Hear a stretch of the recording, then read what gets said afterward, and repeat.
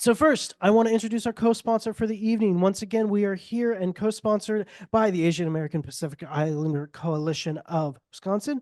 And I would like to turn it over to Lorna from the AAPI, who's going to say a few quick words. Lorna, please. Thank you, Chris. Hi. Yes, I'm Lorna Young, and I'm with the AAPI Coalition of Wisconsin. And just a few words of what that is about.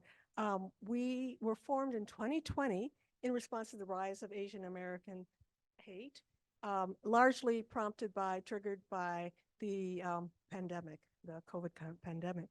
We're the first statewide organization to bring together our diverse AAPI community to amplify our collective voice and representation in Wisconsin. And education about AAPI is one such issue that our communities across Wisconsin care about. So I'm really proud to inform you that on April 4th, this month, Governor Tony Evers signed Wisconsin's Hmong American and Asian American education bill into law. And that law, thank you. That law, known as Act 266, mandates the inclusion of Hmong American and Asian American history, culture, and contributions in Wisconsin's K-12 public school instruction across the state. This is a significant milestone for Wisconsin after decades of advocacy in prior legislative sessions, which will uplift the visibility and understanding of our AAPI communities across the state.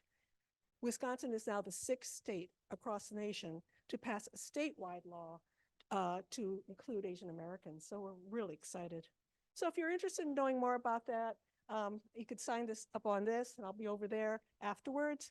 But I want to say that in light of this new bill, we're especially value the relationship with Boswell, Chris, and also, of course, Daniel, because we want to feature our Asian American authors, and we also really love it when we've got local authors as well as people who are in conversation with them who are local. It's just a wonderful way to advance our visibility with our neighbors here in Milwaukee.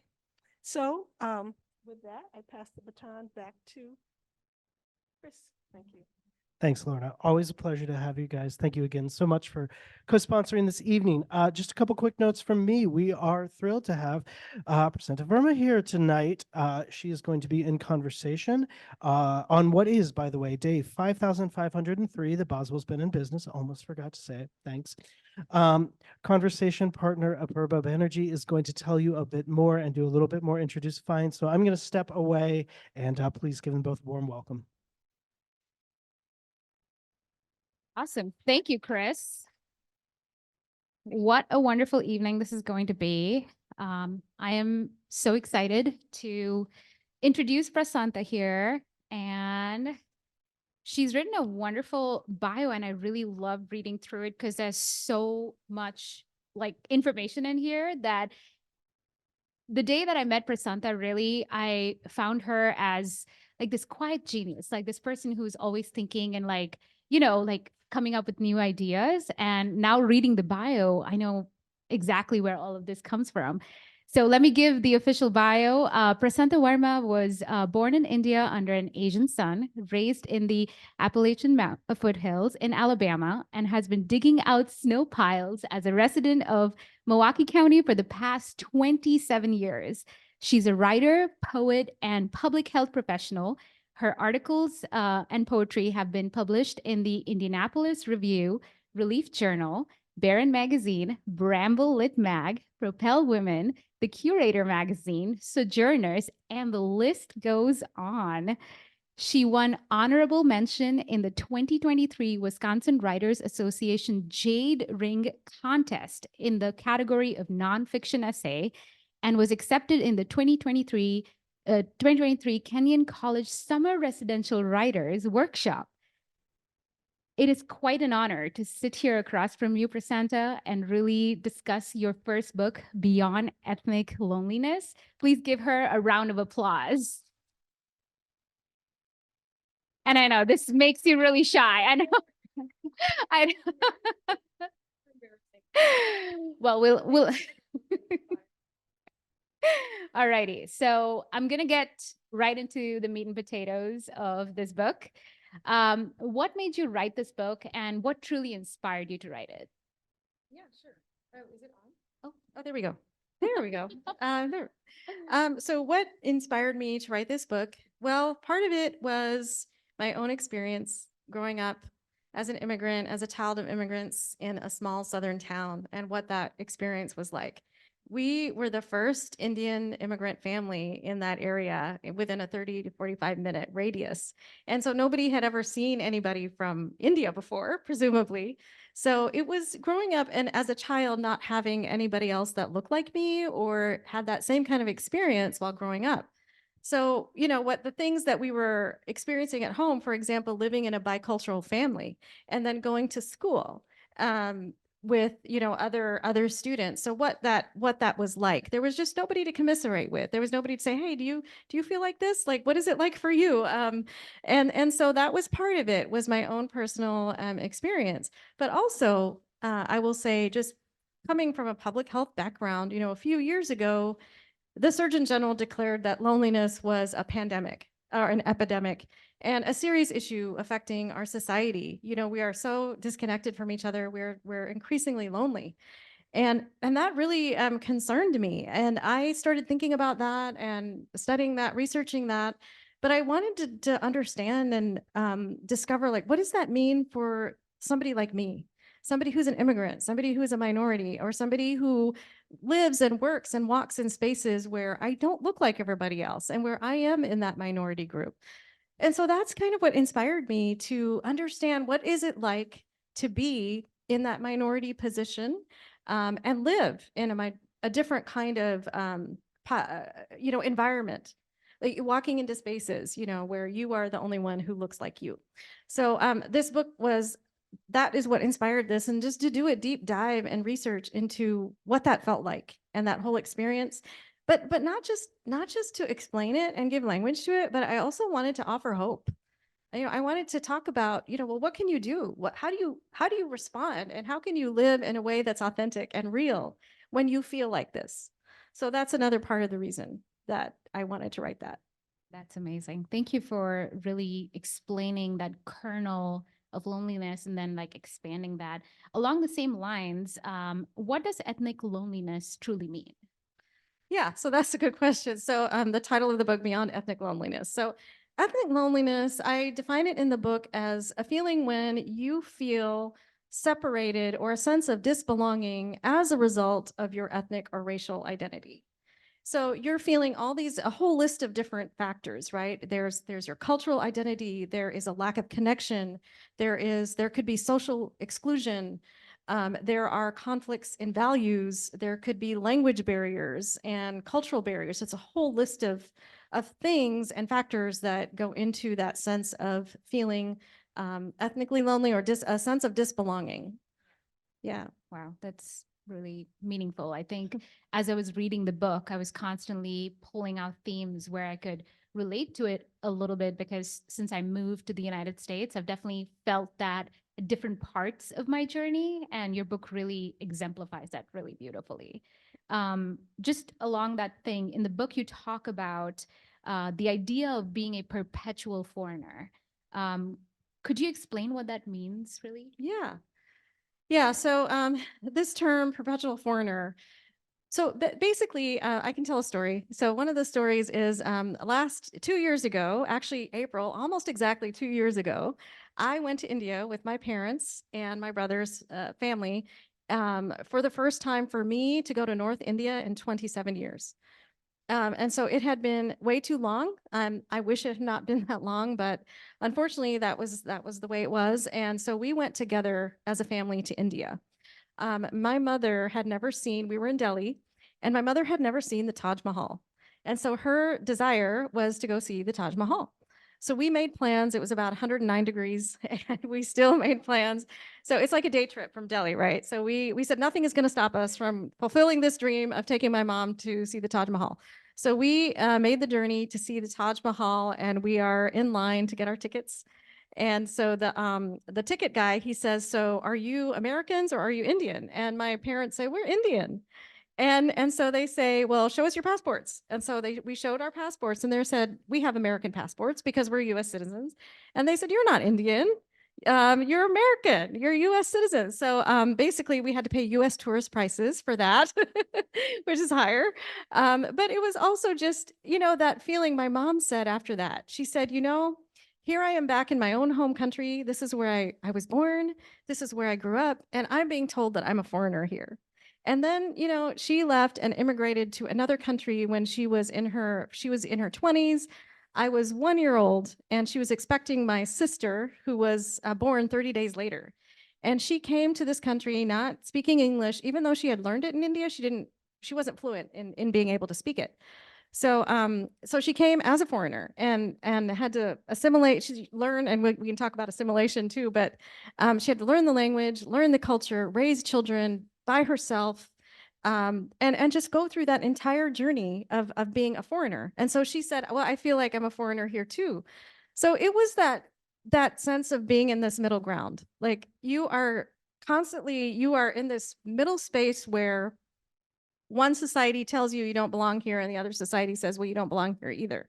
And that's the sense of feeling like a perpetual foreigner. So at what point does she feel like, or do we feel like, okay, do we feel like we belong here? Are we going to have that sense of belonging where they say, yes, you belong here, and it doesn't matter like your ethnic identity or your racial identity, you belong. And so that's what it feels like to be a perpetual foreigner, is that there are times when our existence or our sense of I belonging is up for negotiation. So there's a sense of like belonging uncertainty. I explain it as that way. It's uncertain. Like sometimes when we walk into a space, we don't know whether we will be accepted or not. We don't know if we walk into this like place of this school or this workplace or this boardroom or this place of worship. How are we going to be perceived? Are we going to be looked on as being a foreigner or not?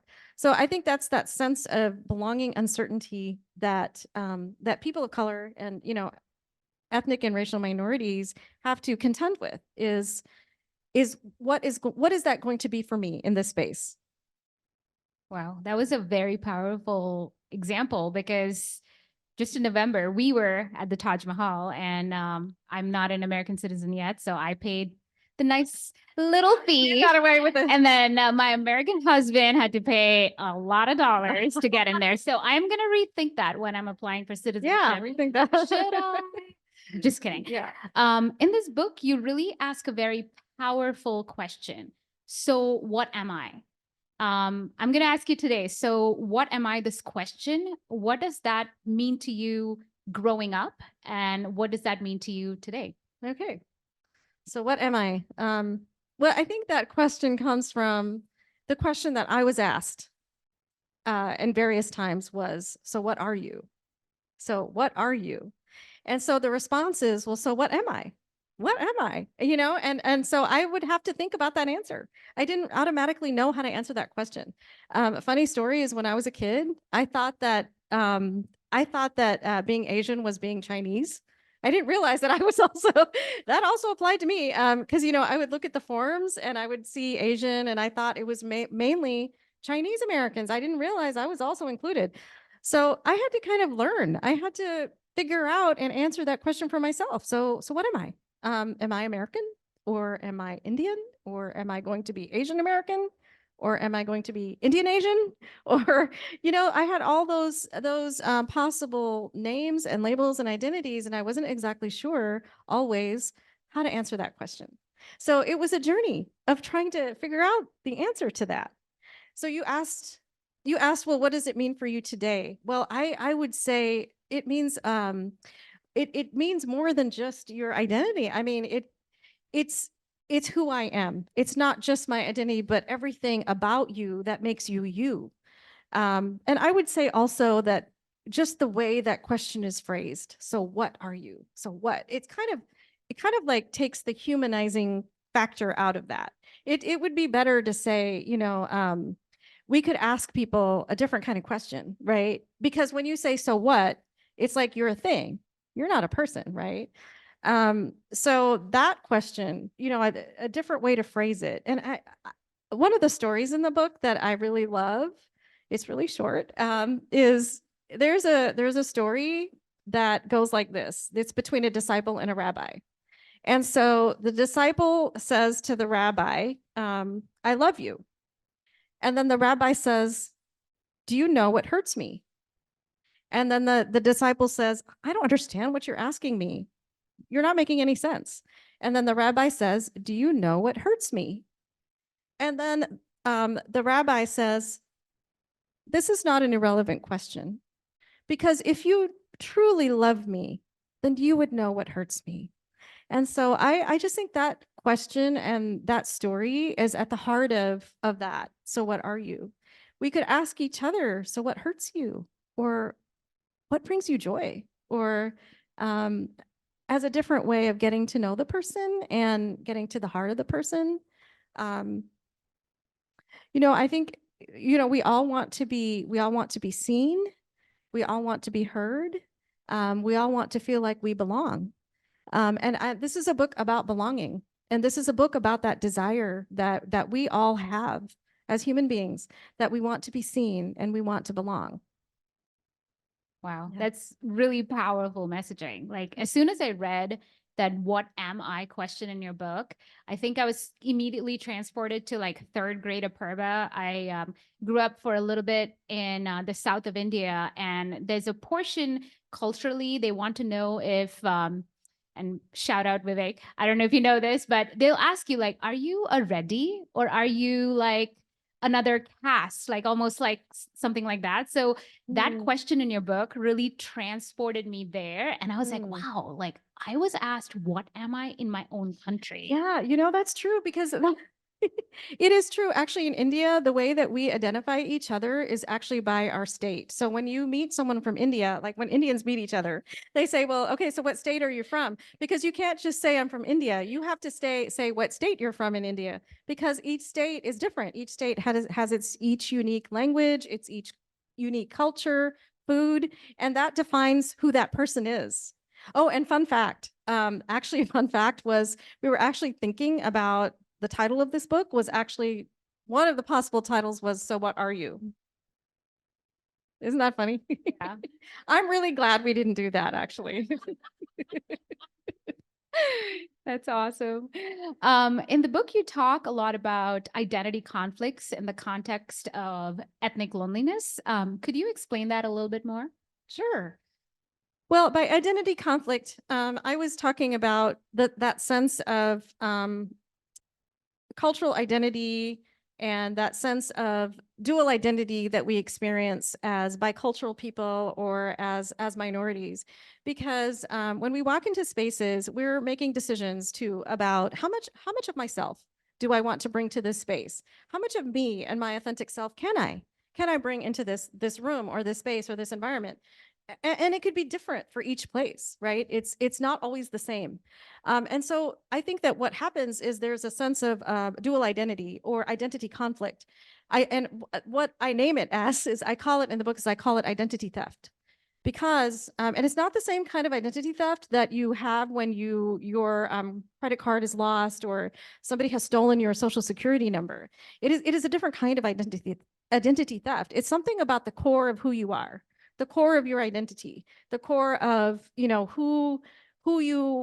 what your ethnic or racial identity is.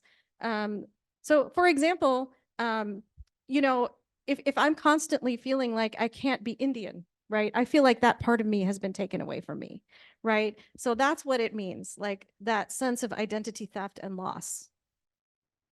Along those same lines, you also talk about the duality of invisibility and hypervisibility in the book. What does that mean in the context of ethnicity? Yeah. So there's tension, right? Being hyper visible and invisible. And so what I meant by that was there are times that we feel invisible, and then there are times when we feel hyper visible. And so to explain, for example, the hyper visibility. So I'll tell you another story. I was in a class with some other students, and there were about maybe 10 of us. It was a small class, but I was the only, Asian woman of color there. And so at the end of it was about a 6-month class. We had met once a month for 6 months. And then at the end of the 6 months, the teacher was handing out certificates. And so as he was handing out certificates, I mean, there were a lot of like white men in the class. And as he was handing out to the certificates to the white men, he didn't know who they were. He would be like John or David. And he was like, which one? Right. And so then when he got to my name, he was like, oh, he went straight to me. And I was like, that is an example right there of like hyper visibility, because there was no way I could hide. I can't hide, in that space. I couldn't be somebody else or pretend to be somebody else. So that's a sense of hypervisibility. But also, when things happen in our society. So I know Lorna mentioned when she was talking about some things that happened during the pandemic. Asian Americans became all of a sudden hypervisible in society, right? So that is another example when you've become hypervisible all of a sudden, and you didn't necessarily want to be hypervisible, in that instance, right? But then invisibility is when, for example, there's a lack of representation, or sometimes your voice is missing in that room. So that is an example when you can be invisible. So when you're in spaces, for example, and you might want to ask yourself, okay, whose voice is missing? Whose voice is missing from this conversation? And that is another feeling of invisibility. Okay. Wow. But there's more in the book. I mean, Yeah, elaborate more. definitely read it in the book. I know you keep going back to your stories. I absolutely love that part of your book. Like every time I was reading a section, there was a story attached to it, and you were sharing stories, telling stories about your own personal journey, about your neighbors, about people you grew up with. Tell us a little bit about sharing stories, reading stories in the book. Yeah, thank you. For sure. I love to read. So I'm an avid reader. I love to read all kinds of books and genres and stories. But something happened. I guess I'll share another story. I would say years ago, how many of you are familiar with Jhumpa Lahiri? Any Jhumpa Lahiri fans? Okay, several of us. Yes. So I came across her books years ago when they first came out, and they said this South Asian writer had published this book and had won this major prize. And I thought, I have to go get this book. I have to go read this book. It was the first book I had ever read by a South Asian writer. And when I read this book, I was stunned by it because I felt like I could see myself in those pages. And that had not happened to me before. Now Salman Rushdie was a well-known person by the time, but I hadn't really read any of his books. I hadn't at that point not read his books. So her books had a significant impact on me and my identity actually as a writer, because she helped me to identify the fact that I could be a writer, that I could name myself as a writer. And so seeing her books represented and the way that she wrote, the way that she explained the immigrant experience, it wasn't like a caricature. It wasn't a stereotype. It was like real life. That started me on this journey of reading so many stories by other people, South Asians and other people. And I love to read memoir. So I love to read memoir by people from all kinds of different backgrounds and experiences, different cultures, different races. And so I think I think this is an audience of readers too. Like, I don't feel like I have to explain the power of story and how it can actually change a person's heart, how it can change a person's life. So, and I put that in the book because I think your stories are powerful. Your individual stories are needed, and they have power, and we need them. We need all these stories in our world. So that I feel very strongly about this topic. So I think it's super important to read all kinds of story and be exposed to multiple stories. I love that. Speaking of story, when Jhumpa Lahiri won that award, my mom jumped up and down because she's Bengali. And my mom just went crazy like it was her own child that won that award. And I'm like, Mom, just because we're Bengali doesn't mean, it transfers over. She's like, no, it's a win. It's a win for Calcutta. But Yeah, yeah, absolutely. it was kind of funny. So much rich literature from Yeah. Bengalis in Yeah. particular. Yeah.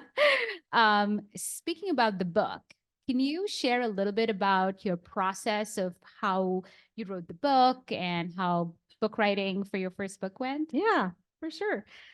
So the idea for this book actually started years ago, in a sense, not the actual book, but the idea started years ago.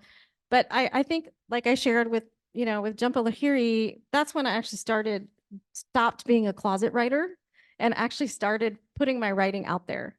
And so that's when I started blogging. I had a blog. I mean, maybe there were like 3 people who read it, but that was okay. I did it for myself. I did it because I needed to write. That was part of my identity for years and years. And it was like accountability for me. I was a regular blogger. I would put my words out there, and then I started submitting my work, started sending it out. You have to take a risk, right? You risk rejection, but it's okay because that's part of the learning process. So I just started sending things out, and then I started getting involved with writing communities. I found writing groups to be involved with. I started attending writing conferences, took a few writing workshops and classes just to improve. And I just started learning about, well, how do you get to, what is this process? I didn't know anything. And so that's how I got started, was I just started, learning, getting involved and participating. And eventually it led to this. Wow, Yeah. that's pretty amazing. Like, when you were writing this book, did you have any like rituals or little quirky habits that you did? Like in the morning, I would ring a bell or something. The writing begins. Oh my goodness. I'll tell you one thing that I am. I'm a big chai drinker. So I am a huge chai aficionado. So I don't know how many cups of chai I downed while writing this book. I mean dozens, hundreds of cups of chai. That was one thing that I had to have every day, was my regular cups of chai. I love Yeah. that. Same. I share the same habit. My husband will tell you, like, it's not a morning if it doesn't begin with chai. Yeah. So yeah, absolutely. We're almost at the last question. So I know all of you have questions for her. So keep them ready after this one. My last question for you, Prasanta, is what parting words do you have for our audience today? Oh, sure. Well, I mean, I can share more. Maybe I should read later. Should I do a reading? Yeah. Oh, should I do a reading? Okay, I'll do a reading. All right. Let me see if I can hold the mic and the reading. Okay. I picked a few different things, and they're very short. I picked every chapter ends with a short little poem or reflection. So I'm going to read a couple of those. But before I get to that, I'll read another. Actually, I'll start with a poem. Actually, that's what I'll do. I'll start with a poem.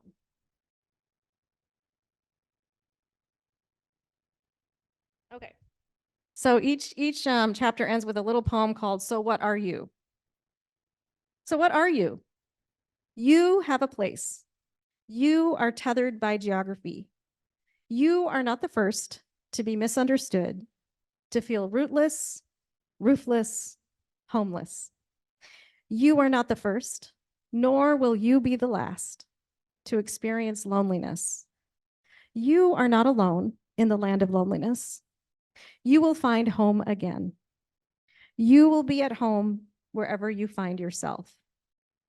And that poem actually was inspired by a quote by Maya Angelou. And that quote didn't make it in the book, but because I had to cut so much out.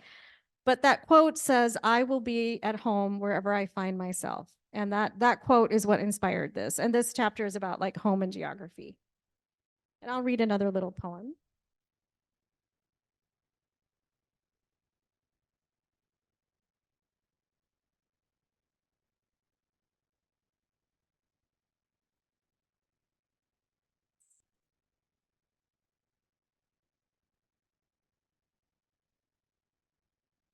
Okay. So what are you? You are not an island. I'm sorry, you are not isolated. All right, I'm gonna start over. You are not an isolated human being. You belong to all the people you see around you and they belong to you. You are part of me, and I am part of you. Don't be a mystery. We are keepers of multiple stories. We are keepers of each other. And we are all learning how to be human, moment by moment, one day at a time. All right, I'm going to read just one more little thing. Okay, so this is from the beginning. The land of loneliness. How do you define loneliness? Is it feeling sad? Is it a feeling of isolation? Does the feeling come and go or persist? Is it possible to be lonely and not depressed? Is solitude a factor? And how is it related to loneliness? How do we measure it, define it, explain it? Loneliness is a weed, sprouting everywhere we don't want it to be, popping up in the oddest times or during the most usual times in life. We yank it out, and there it is again. We don't know when that lonely ache will pop up. It comes and goes, and while it isn't always on the surface, we live with the expectation that the pain of loneliness will return again and again.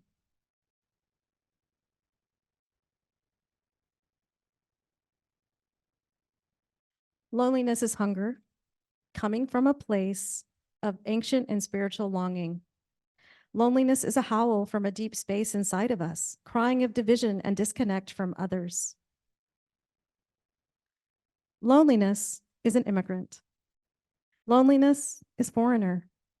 Loneliness is other, unknown, unseen, forgotten, invisible, misunderstood, excluded, enslaved, displaced, last, unwanted, assimilated, unassimilated, segregated, desegregated, attacked, hated, lynched, murdered.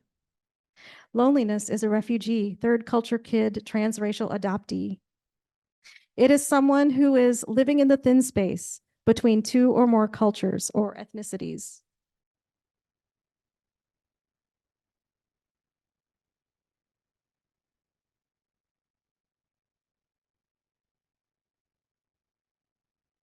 Perhaps, though, our loneliness is how we find one another again. Kristen Radke in CQ ends her book about loneliness with the words, I want to use our loneliness, yours, yours, yours, yours, and mine, to find our way back to each other. Wow, that cut deep. Yes. Please give her a round of applause. That was amazing. That really does make you think so much. Like I was so engrossed in, you said there's an audiobook too? Like you, Yeah. like I would love listening to your voice. You have a wonderful voice. Oh, thank you. Yeah, awesome. Well, we now will turn it over to the audience. If you guys want to just raise your hand, throw a question, I'll make sure to repeat it for the recording and we'll field some of those questions. Dun, dun, dun, dun. Yep.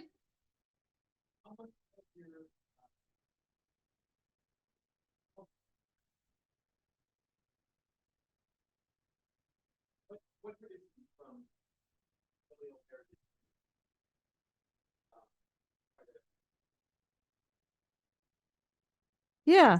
So the question was, how much of your cultural heritage or tradition do you continue to follow? Yeah. Yeah. Is that the right? That's the question. That's Yeah. right. So I had to learn because when I was growing up, when we grew up in a small town, my parents who had come to the US really were strongly assimilating. So their energies went into assimilating, and there was not another large Asian community where we were. So I grew up as an Indian, not knowing my own culture. And that as an adult is something I wanted to recover. So I started, food was one thing, was learning the food, like learning all the ethnic, the foods, the cooking, the dishes. That was one thing I enjoyed. And I think just learning, going back to India a few times. Also just clothing, like, being free to wear what I wanted to wear. That was something as a child, as a teenager growing up, I was embarrassed. I was embarrassed. I didn't want to look like anybody else. I mean, I wanted to look like everybody else, and I didn't want to be more different, right? So there are so many. So I started reading books, and I just started to understand more of my culture. But there's still so much I don't know because not being in that culture, not growing up there, and then not having that around me while growing up. There's just a lot that I'm not even aware of. But it has improved. It has grown. Like for example, Diwali, like understanding Diwali, like that whole that's called the Festival of Lights. Is it wrong for me to participate in Diwali? Absolutely not. No, it is part of my culture. It is part of my background. It's part of my story, my parents' story. So all of those things are parts that I want to reclaim back to myself. That's a great question. Thank you for that. Yes. Okay, so the question was very, very good question. How long did it take you to write the book? Yeah, great question. Okay, so the whole book writing process, actually, the whole process from the time that the publisher says, yes, you're going to write this, we want you to write this book, to the time that it's printed is actually 2 or 3 years. It is actually that long. But the actual time that I had to write the book was 6 months. Yeah. And I will tell you, it was the most intense 6 months, probably one of the most intense 6 months, because it was a lot. I had to, when I submitted the book idea, I had 3 sample chapters, which were then also like I had to edit and redo, and kind of things got reorganized. But that was, part of getting the book right out in front of a publisher. But 6 months to write, and then I also had to research at the same time, because they wanted the book to be. I write from the perspective of as an Asian American woman, but I say that in the book, but they didn't want it to be about Asian Americans. They wanted it to be a broader topic, to understand this topic at a deeper level. So I had to read about 40 books while I was actually writing. So it was super duper intense time to read and write and study at the same time. I would prefer not to have done it like that. It would be preferable to read first and research and then write. But that's the time that I had. Oh, that was a great question. Yes. The question I have, people may be picking up this book looking for, right? Yeah. Yeah.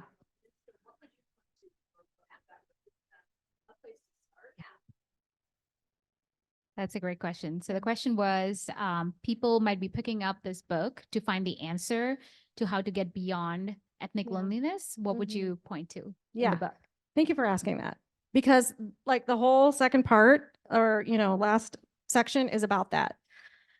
So I go through, how can you get beyond this? How do you find hope? So one of the things I think is super important is, well, let me just give 2 things, but there's many things that I write.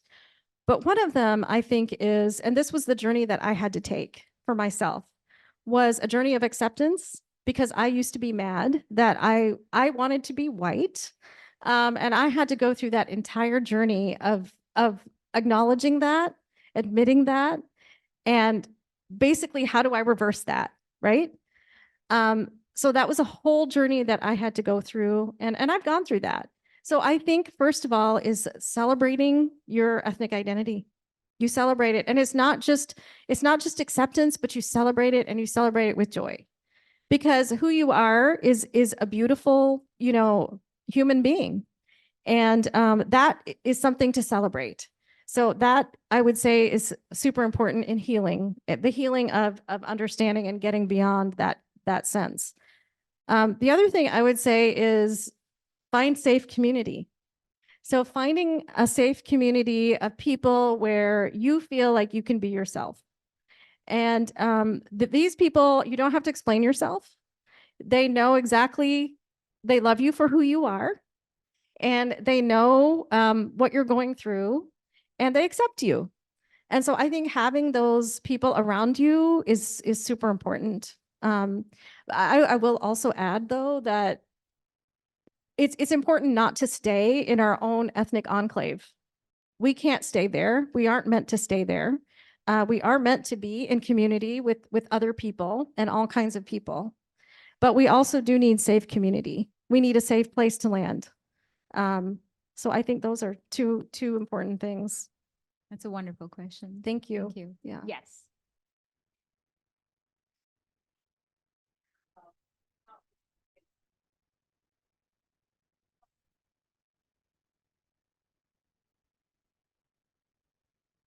Okay. The Hmm. question is, how has the experience of writing the book changed you?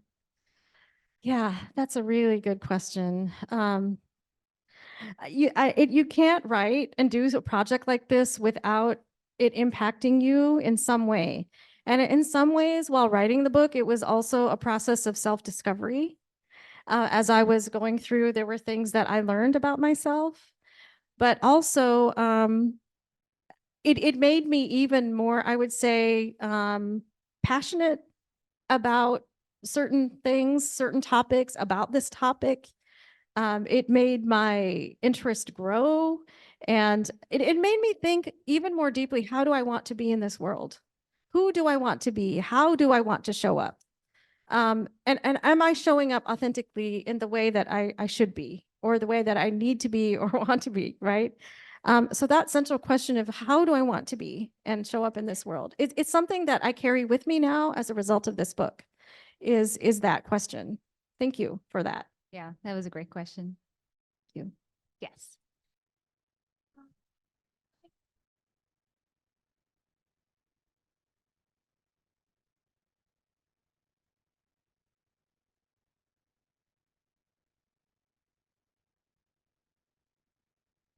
Hmm.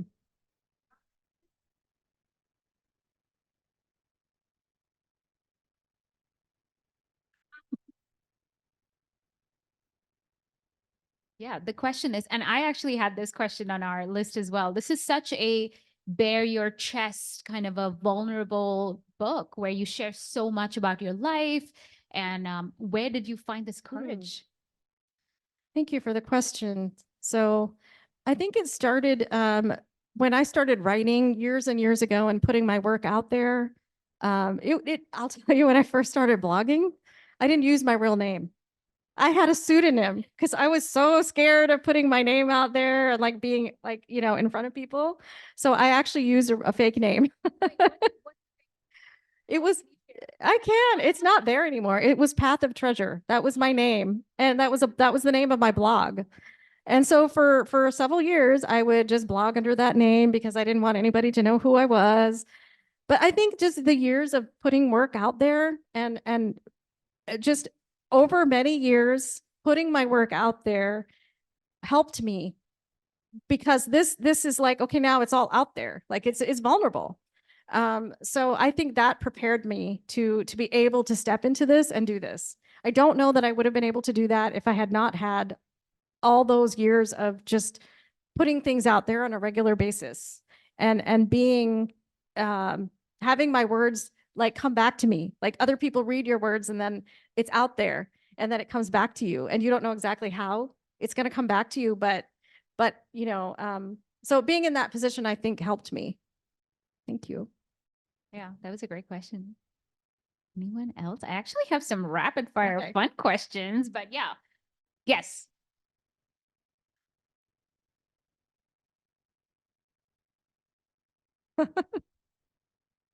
Do my members of the family I want to like- answer that question? Yes, we're calling them in. I love that. So I just want to say, like, okay, my husband's here, and my son and daughter, one of my sons couldn't make it. My sister came from Georgia. My sister-in-law flew from Maryland. I bet you, we have talked about this. My sister and I have talked about this, and we have experienced it. Our experiences are different, but we have experienced it. And even my brother, who's not here, my sister-in-law's here, he has his own stories. I mean, we each have our own stories about it. We remember different things. We remember different details, but they would probably write a different book. I mean, because their experience would be unique to them, right? So yeah, for sure. I mean, growing up in a small town in Alabama, like we were in the spotlight in the sense, right? Talk about hypervisibility. We were like, you couldn't miss us. We were there. Wow. Should I ask the fun questions? Is We there do the anyone? speed round? Okay. We're doing like a quick rapid fire. Okay. So, all right. I might know the answer to this already, but coffee or tea? Okay, y'all know the answer to that. Okay, but you know what? I love caffeine. So you know, if coffee's there, I'll take it. However, chai is my number one drink. I love that. Okay. If you could be friends in real life with one character from a book, which one would you choose? Okay. All right. Well, I discovered this character when I was an adult. And this character is Anne of Green Gables. Isn't it a good one? All of you agree, right? You're all like, yes, we all want to be friends with Anne. Wouldn't she just be like your best friend? And I didn't discover her until I was an adult. I was in college, actually. Some college roommates introduced me to her book. I had not read that when I was a child or a teenager. Nice. So you can bet my daughter is here. She had to read the book. I made her read the book when she was like 10 or 12. I don't know, remember 10, 12, whatever it was. She was part of her reading. I love that. Yeah. If you could have dinner with one author, dead or alive, who would you choose? Yeah. That is a really, really hard one because there are just too many people. But I think I'll go with one of my favorites is Madeline L'Engle, right? Wouldn't you just love to have dinner with her? She wrote, and the reason I pick her is because she wrote one of my favorite books when I was a child, A Wrinkle in Time. So that book actually is one of my top 10 favorite books of all time. It changed my life. I had never read a book like that ever. It opened up my eyes. It was so imaginative and creative, and I loved it. I love that. If you could reread one book for the rest of your life, what would that be? You're stuck on an island, you're reading just that one book. Wow. Okay. All right, I'm going to throw a book out there, and this is a book, and the reason I'll mention this book is because I do reread this book. Not every year, but I do reread this book, and that book is Jane Eyre. Yeah, so I do love that book, and I do like every 5 years or so, sometimes 10, I don't know. Yeah. I will pick that book up and reread that book. That's amazing. What is your favorite writing snack? That would be popcorn. I love popcorn. So I ate a lot of popcorn when I was writing the book. The important question here is Yeah. what flavor? Okay. Oh yeah. Okay. So I love like that skinny pop, that skinny pop. Yeah. I also love kettle corn. Yeah. Nice. So yeah. my- Any popcorn though. It doesn't matter. Popcorn. Well, it doesn't matter. you know how to please her. Popcorn. Chai and popcorn. Chai and popcorn. My last question is, of course, other than your book, what are you reading right now? I know you said you had to read a lot to write this book, Yeah. but anything like for pleasure that you're reading? Yeah. I'm always reading something. I love to read, but I also listen to a lot of audiobooks. So I just finished a really great, I loved The Comfort of Crows by Margaret Renkl. I don't know if any of you have read that, but excellent. And something that I just love to read for fun. Like when my mind, it just need a break and I just want to enjoy reading. You know what I love to pick up is Louise Penny, her Inspector Gamache 3 Pines mystery series. So that is like my brain rest. She's a delightful writer. And I just, I sprinkle that in with all of the other many books that I read. Yeah. I love that. That is the true sign of an author, that you read and then you write and then you read for pleasure and you sprinkle it in. So you're completely immersed in the world of books. So that's amazing. Well, that was kind of like the end of my questions and we're pretty close. Oh, one more question. Yes, let's go. Yeah.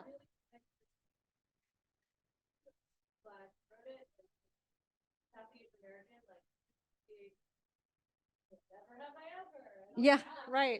Yeah. It's totally different. Because you wrote about Milwaukee, and so I'm so grateful to live at this time where what I missed as a kid is now out there. Oh yeah. And I also find myself in like spaces where, like you said, grocery store and advocating for my child and study board. I'm thinking like, how is my kid going to be perceived? You and I are the only ones who look like this in that space. And it can be a little fatiguing, right? Like, Yeah. I'm here from Chicago, and it can be a little fatiguing to worry about this accent. And I was just wondering, two questions on Yeah. it. One, how do you decide what to be it? You know, like, after you walk to this book, there's so many times where like, I need to join that school board. I should run the library board. I should do all these things. And I was like, I'm a parent, I'm human. I'm also feeling a lot of things here as a minority. And then number two, besides decision making, how do you refuel yourself? Or with this loneliness that we talk about, how do you decompress? And I know, Prasanta, you got all of that, but I think it's like, how do you be it? I think was your first question. How do you decide how do you decide to be, and then how do you refuel yourself? Okay.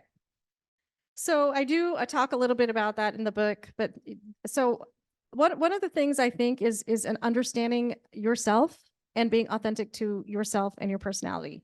So not all of us are meant to be front and center activists, right?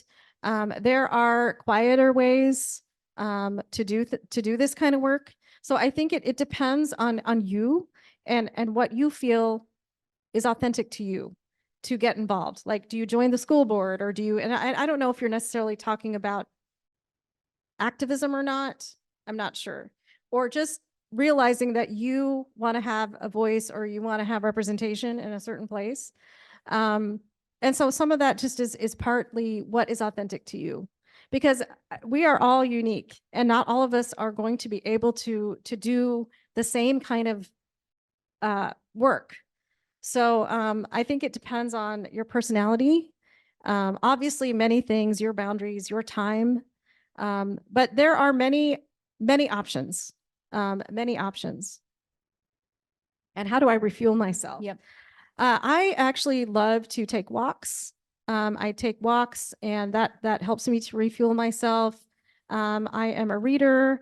I will watch a Netflix show when my brain is tired. But I love to have conversation, like real deep conversation with people. I find that very refueling. So that's something else that I enjoy. That was a really good question. Thank you, guys. Okay, well, everyone, please give her another round of applause. Yeah. We're gonna start the book signing line, and Chris is gonna kind of give you a little bit more direction on that. And if you're in the book signing line, Prasanta actually has a quick little surprise announcement as you go up to her and get your book signed, because she wants to share this moment with everyone. So yeah, so get in line, and we're gonna have a little. Can I just say one announcement. thing, please? I just want to say thank you all. Thank you all for being here. It means a great deal to me. I see a lot of people that I know. I am touched that you came out tonight to support me and this book. So I just want to say thank you all so very much for being here, and I appreciate each one of you. Thank you.